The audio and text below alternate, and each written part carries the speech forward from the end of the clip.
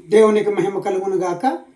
నేటి వాక్యము మొదటి సమూయేలు గ్రంథము 2వ అధ్యాయము 3వ వచనం. యెహోవా అనంత జ్ఞానియగు దేవుడు, ఆయన సమస్తము పరిశీలించు దేవుడు. ఆ అనంత జ్ఞానియగు దేవుడు స్త్రీ పురుషులను ఒక చక్కని విధంగా సృష్టించి వారిని భూమి మీద నిలబెట్టాడు. ఆ సృష్టించేటప్పుడు ఆయన మనిషిని ఏ విధంగా తయారు చేయాలో ఆ విధంగా తయారు చేశాడు. ఉదాహరణకు ముక్కుకు 2 రంధ్రాలు కావాలని గాలి పీల్చుకోవడానికి 2 రంధ్రాలు పెట్టాడు.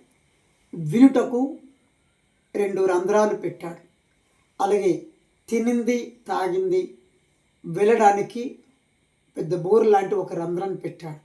అలాగే తిని తాగింది కూడా బహిర్భూమిలోకి వెళ్ళిపోవడానికి బయటకు పోవడానికి 2 రంధ్రాలు పెట్టాడు. అన్నంత జ్ఞానియగు దేవుడు, అంత చేసిన దేవుడు ఇక్కడొక రంధ్రము లేదా ఇక్కడొక రంధ్రము ఎందుకు పెట్టలేదు అని అంటే అది దేవునికి ఇష్టము కాదు. గనుక జడలు అల్లుకునిటయు బంగారు నగులు పెట్టుకుంటే వెలుపటి అలంకారముగా కాక సాధువైనటియు మృదువైనటియు అలంకారం లేకుండాలని నా దేవుడు అదే దేవునికి ఇష్టమైన అలంకరణ.